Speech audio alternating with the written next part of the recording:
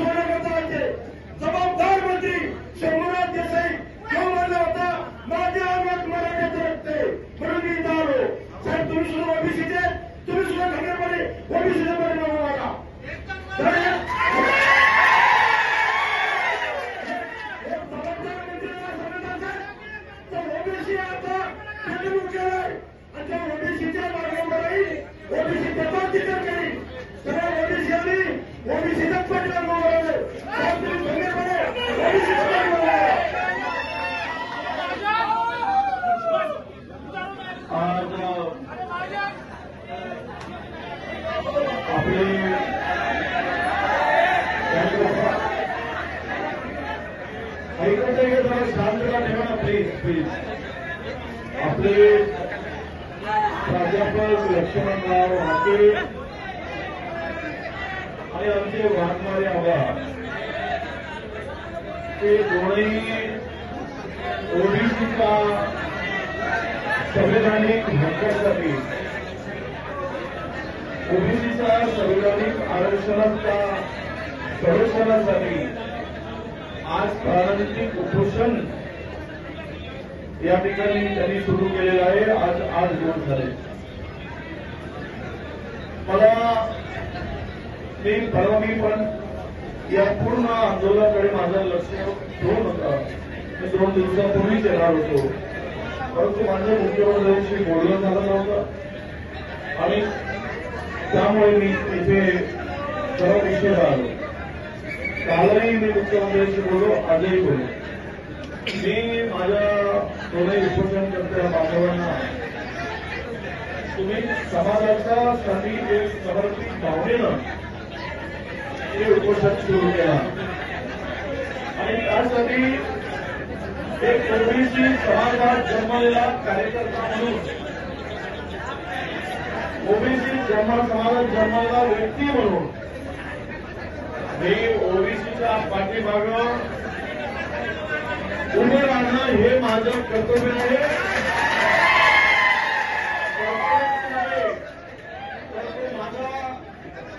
माझी जबाबदारी आहे आणि या जबाबदारीचे मी कधीही कसोही इकडे तिकडे जाणार पद ही येत असतात, जात असतात.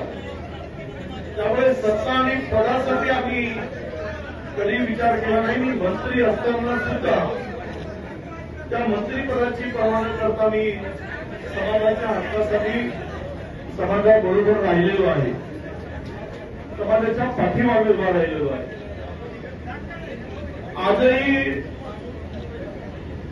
आज आत्ताच बिहार राज्यातील हायकोर्टाचा निकाल आला.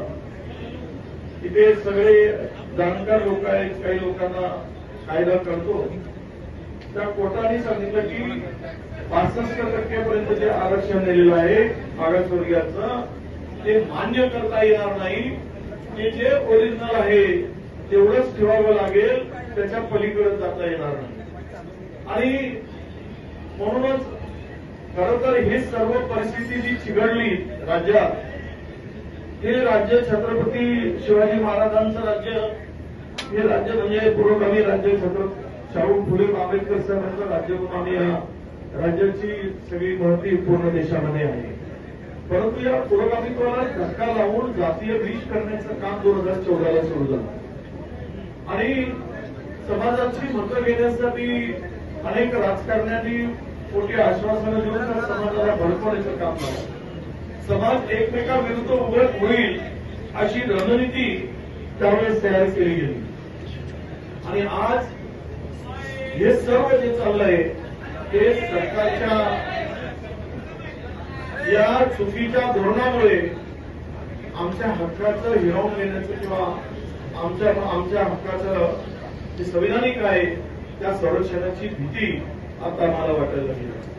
मी खरं तर याला विषयांतर वेगळा होईल. मी आता मुख्यमंत्र्यांशी बोललो, कारण उद्याला मुख्यमंत्र्यांचं शिष्टमंडळ, मंत्र्यांचं शिष्टमंडळ, सरकारचं शिष्टमंडळ उद्या इथे येणार आहे.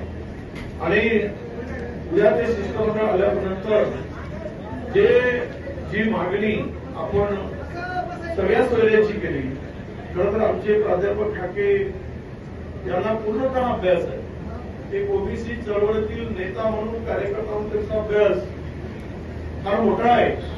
आणि म्हणूनच मागासवर्गीय आयोगाची सुद्धा जबाबदारी त्यांच्यावर काही काळ एक निपक्ष म्हणून काम करून समाजाच्या हक्काचं संरक्षण व्हावं यासाठी त्यांच्यावर सोपवलेली होती. त्यामुळे त्यांचा अभ्यास खोलवर आहे. आणि हे सगळे सोयरेचं जे काही आता विषय आलेला आहे त्या संदर्भात गिरीश महाजनांनी स्पष्टपणे सांगितलं आहे. एक मंत्री सरकारमधील म्हणतो की हे टिकणार नाही. मग टिकणार नसेल तर नोटिफिकेशन देता कशा, करता कशाला? आणि आम्हाला आमच्यामध्ये असुरक्षितता भावना किंवा आमच्या हक्काचं कोणी काढून घेत आहे हे वातावरण कशाला निर्माण करत आहे त्याचंही उत्तर सरकारने देण्याची आवश्यकता आहे. कारण हे सर्व जे काही आता आंदोलन झाले आणि आमच्यामध्ये मतभेद निर्माण झाले, आज मी सगळे मीडिया इथे महाराष्ट्राची आहे, मी आपल्यालाही विनंती करतोय की जे समाज एकमेकाच्या सुखदुःखामध्ये सहभागी होणारे होते ते एकमेकाचे वैरी होत चालले. लग्नात भेटले तर एकमेकाकडे बघत नाही. व्यवहार आता बंद होत चालले. हे कशाचं होतं काय? आज समाजातील सर्वता बिघडवण्याचं, पाप करण्याचं जे काम सुरू झालेलं आहे ते कोणामुळे झालेलं आहे आणि कशामुळे झालेलं आहे? आज तुम्ही जर खोटी आश्वासन देऊन फसवणूक केला नसता तर आज या परिस्थितीला आम्हाला सगळ्यांना सामोरं जाण्याची पर्याय आली नसती. आणि आज स्वतःच्या प्राणाची चिंता न करता ते दोन आमचे तरुण नेते इथे जे उपोषणाला बसले त्याची आवश्यकताही पडली नसती. मी स्पष्टपणे मुख्यमंत्र्यांनाही बोललो आहे की तुम्ही, आणि उपमुख्यमंत्र्यांनाही बोललो आहे देवेंद्रजींना, त्यांच्याशी माझी चर्चा झाली की हे आंदोलन आपण लवकर समाप्त करा, कारण दिवसेंदिवस जनतेचा उद्रेक होत चाललेला आहे. आणि आता आज एक टाइम आणून हातावर आणून पाडावर खाण्याची अवस्था अनेक समाजातील लोकांची आहे. त्यामुळे तुम्ही या संदर्भात गांभीर्याने घेतलं पाहिजे. ही मागणी मी त्यांच्याकडे केलेली आहे. आणि उद्याला शिष्टमंडळ येणार आहे. या शिष्टमंडळामध्ये तुम्हाला मी सगळ्यांना सांगतोय हे बघा, हाऊसमध्ये हा मुद्दा तर आम्ही लावून धरू. अधिवेशन सुरू होत आहे गुरुवारपासून, आणि गुरुवारच्या अधिवेशनाला पहिल्या दिवसापासून हा विषय एकदा याच्यावर संशय करा आणि त्या हाऊसमध्ये त्या फ्लोअरवर सांगा की आम्ही ओबीसीच्या हक्काचं संरक्षण करू, ओबीसीच्या आरक्षणाला आम्ही धक्का लागू देणार नाही. तिथेही सांगा आणि तिथे सुद्धा आज लिहून देण्याचे समितीचं शिष्टमंडळ पाठवा अशी विनंती केली. उद्या आपण सर्व मंडळी चर्चा करून त्यावर त्यांच्याकडून लेखी स्वरूपात आपण घ्यावं. पण मी माझ्या दोनही माझ्या बांधवांना, लहान भावांना माझी विनंती आहे की आपण लढाई खूप लांब लढायची. आपल्याला आपल्या लढाईमध्ये खूप पुन्हा संघर्ष आहे. कारण आपल्या आयुष्यामध्ये 5 वेळेला संघर्ष दिला आहे. हे काही सहज आणि सोपं नाही आहे. मी माझ्या ठिकाणी झुजतो आहे, कारण आम्ही ओबीसीमध्ये बोलतो. आम्हाला काय संघर्ष करावा लागतो याची जाहीर वाच्यता आम्हाला करता येत नाही. आणि वेळ प्रसंगी आम्ही तेही मानू लोकांच्या पुढे, ज्या दिवशी आमच्या नाकातोंडात पाणी येईल त्या दिवशी आम्हाला सुद्धा मुख्याचा मान कधी कधी सहन करावा लागतो राजकारणात.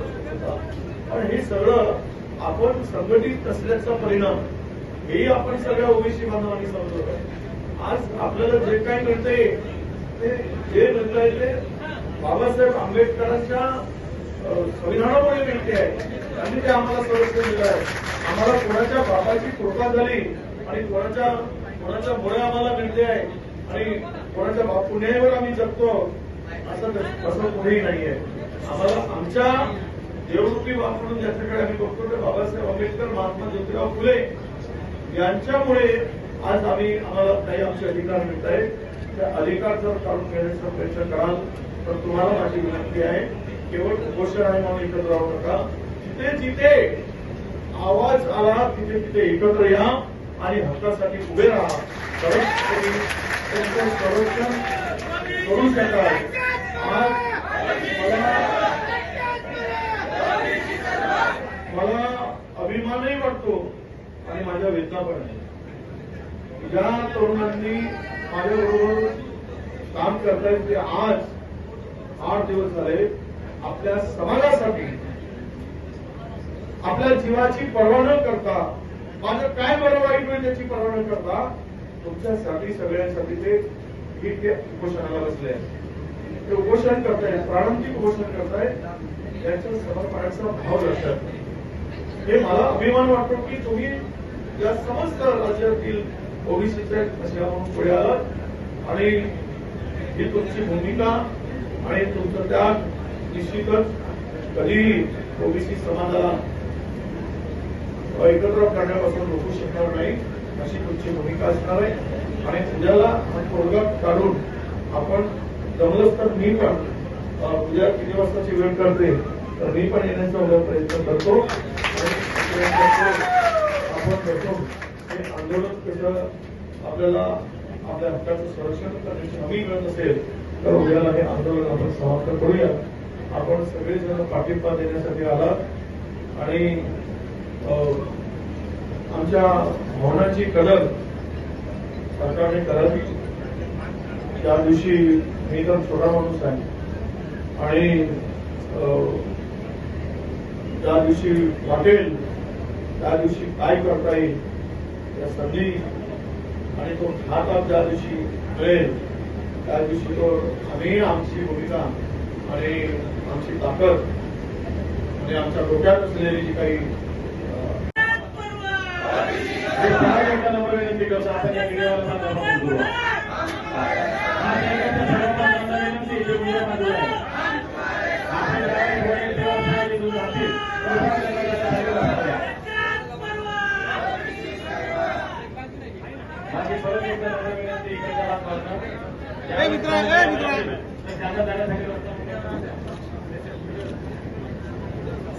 हातेरी ग्रामपंचायतच्या वतीनं या आंदोलनाला पाठिंबा देण्यात आलेला आहे. त्याचप्रमाणे खुर्द तालुका अंबड या सुद्धा ग्रामपंचायतच्या वतीने उपोषणाला आणि या मागणीला पाठिंबा देण्यात आलेला आहे.